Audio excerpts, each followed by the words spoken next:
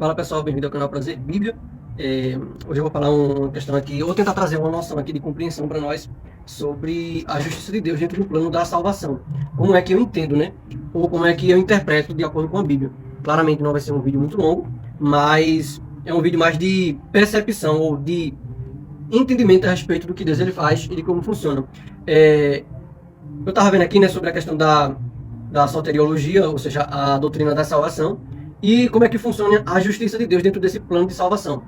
Eu vou ler aqui um versículo apenas aqui, Romanos capítulo de número 1, versículo de número 17 diz assim: porque no Evangelho é revelada a justiça de Deus, uma justiça que, do princípio ao fim, é pela fé. Como está escrito, o justo viverá pela fé.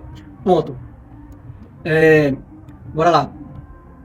Deus, ele não pode deixar de ser justo, tá bom? Não porque ele não possa com relação à capacidade, mas porque ele é um ser totalmente moral bom. Ponto.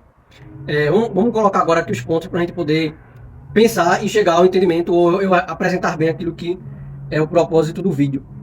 É o seguinte, eu vou estar fazendo uma analogia, tá? É importante falar que as analogias nem sempre ela cumpre o papel de maneira exaustiva trazer a lógica total daquilo que a gente tenta representar, porém ela vai trazer facetas da verdade ou pontos que realmente fazem sentido. Por que eu estou falando assim? Porque, um exemplo, quando o pessoal tenta sempre fazer apologia em relação à existência de Deus, um exemplo, tem muitos argumentos que apontam de maneira muito lógica e sólida a existência de Deus, mas nenhum deles realmente é suficiente para comprovar 100% que Deus, nesse sentido, dentro desse aparato, ele existe. Mas, por quê? Porque Deus ele não cabe muitas vezes dentro dos argumentos humanos, né? Pela sua grandeza, etc. Eu acho que eu me fiz entender.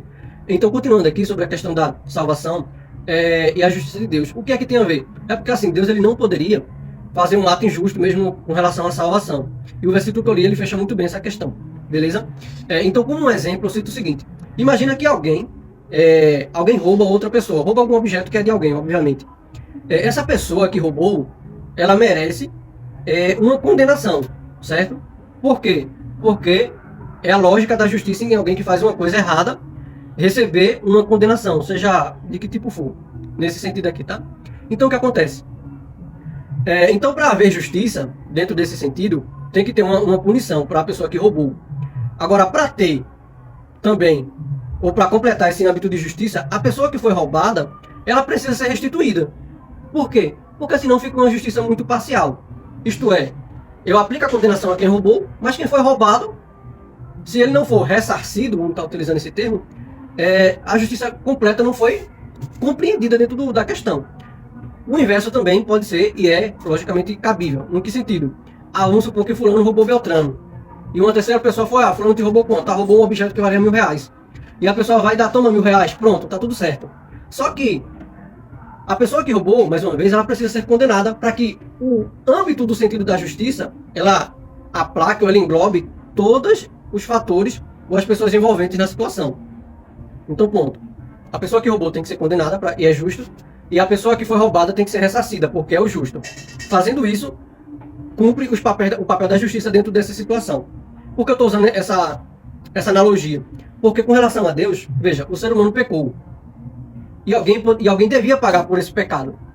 Beleza? Ou seja, teria uma consequência, como tudo na vida. E o que acontece? Beleza, o ser humano ele foi condenado, né? Deus, quando Adão e Eva pecam, Deus ele faz o seu decreto de condenação. Olha, porque pó voltarás, a mulher, aquela condenação que a gente tem, a mulher vai ter filho com dores, etc. E a serpente vai rastejar aquela coisa. Foi a condenação de Deus. E a morte, logicamente, subsequente, como Deus disse, porque no dia que do fruto dela tu comeres, tu morrerás. E foi o que aconteceu. E a gente vai entendendo que é uma morte espiritual. Ponto. Então tá.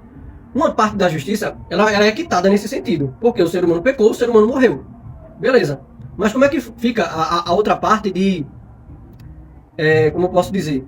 Vou chamar aqui, tá? O termo vai ficar um pouco talvez desconexo, mas o ressarcimento a Deus. Porque o ser humano, depois que Adão peca, vive pecando sempre. Certo?